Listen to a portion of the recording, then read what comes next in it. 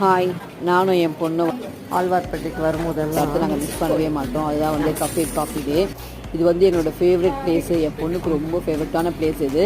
கீழே வந்து செட்டிநாடு ரெஸ்டாரண்ட் அவ்வளோ சூப்பராக இருக்கும். ஆம்பியன்ஸ் வந்து செம்மையாக இருக்கும். மேலே வந்து காஃபி டே.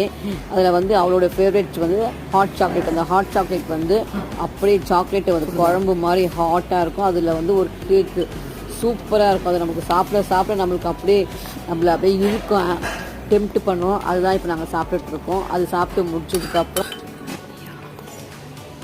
அடுத்தது வந்து சீஸி பீஸா.